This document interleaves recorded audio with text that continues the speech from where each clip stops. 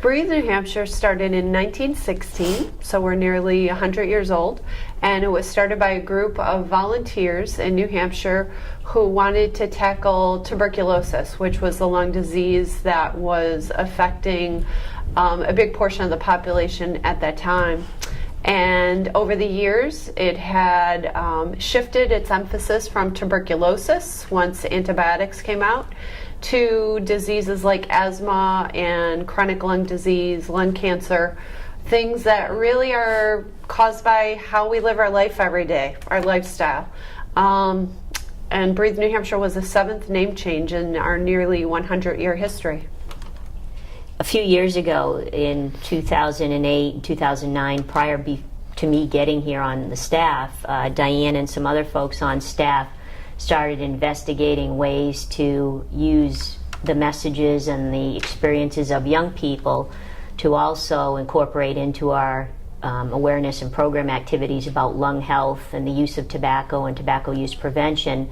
And one thing that has been noted over time by many organizations and public health agencies is that youth do have a lot to say and a lot of energy when they present their messages, and a lot of people enjoy listening to them, and it takes a project and just presents a different side to it.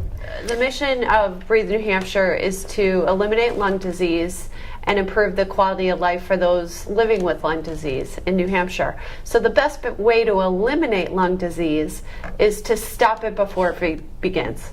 So that was kind of the theory behind the youth network. In order to prevent lung disease, we really need to work together with youth, get their creative ideas, get their energy. And we wanted to tap into the strengths of youth. Adults come to the table with certain strengths, youth come to the table with certain strengths and skills. And we wanted to provide a platform for youths and adults to come together and use their strengths and have youth really help us come up with messages and activities that would be appropriate, work really well to get the attention of other youth across the state and adults. So that's how it started. And we tend to follow the mission of the organization in a slightly different way. We focus with the youth on tobacco use education and prevention, air quality, and environmental issues like our Earth Day activities. We have a board of directors that represents the organization that is made up of different community volunteers. They could be medical professionals or other community volunteers. And that's one board, but we have a number of committees that are made up of people of all ages that volunteer, and it could be driven by an event like the golf tournament or a bike tour, or it could be something, I'll let Diane mention a group that she works directly with, and it's a different format. They don't raise money, but they do a lot of awareness. We, as Kim said, we work with a lot of different volunteers of all ages, and our committees and our volunteers have been with us for years, and we couldn't do all that we do around the state without the help of volunteers. So we have a bunch of different committees. One is our lung health awareness team right now, our board of directors, our volunteer action committee. So all different types of committees that use volunteers in many different ways to get our message out there. Some of the unique things that the Youth Advisory Board members have been able to accomplish is they have an immediate impact when they're seen in public. An example would be when they testified a couple years ago about electronic cigarette legislation. They were actually able to provide testimony before both the House committee and the Senate committees. And at the time, Governor Hassan was Senator Hassan and chaired one of the committees, and she made an observation that she wished that the members of our Youth Advisory Board and other youth organizations had spoken first, because she said they were well prepared, very animated, and good to listen to. So when youth are given an opportunity and well prepared and interested in a topic, I think their presentations really are well received and they get the message across very nicely. That's one way to have an impact. To make partnerships and collaborations in the community is another way. We work with, for example, Raymond Coalition for Youth, Pembroke Academy Key Club, Nashua SAD, We work with different programs, and sometimes that gives our members and their members an opportunity to connect with people and other youth that they might not normally see. And then one of the things that I enjoyed was we recently held an advocacy workshop that Breathe New Hampshire board members, adult volunteers, and youth advisory board members attended along with their parents. So that was a nice mixture, and it's a great opportunity to have all those volunteers from different aspects of the organization see one another and hear what other people are doing.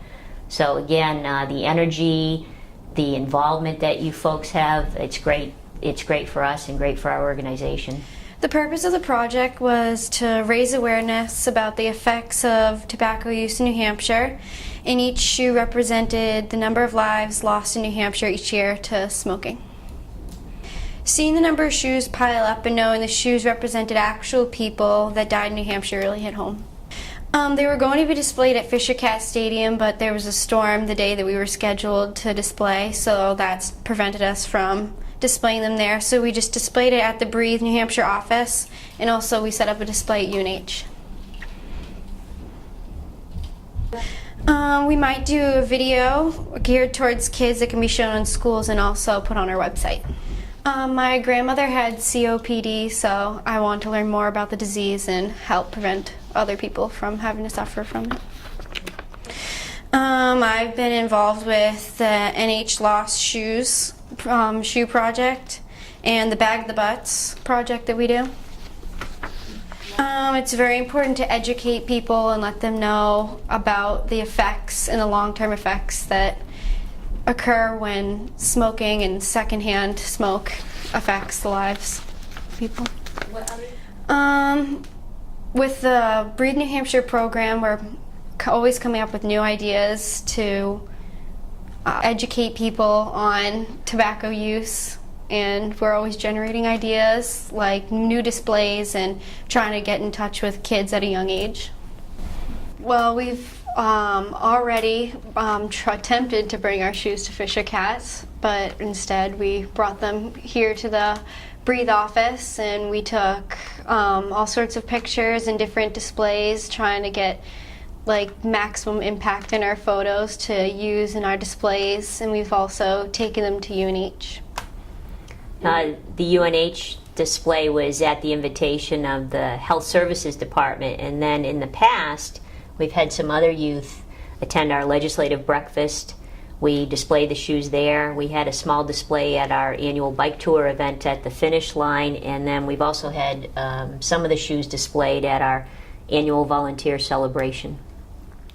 Currently, the permanent place is stored in our prep room here in the office. So we have right now 1,838 pairs in storage here in our office, and we'll see if there's any other possibilities for collaboration to see if any other groups would like to use them in displays. The request came in recently for the annual Kick Butts Day. That's how they were used at UNH and at Colby Sawyer College.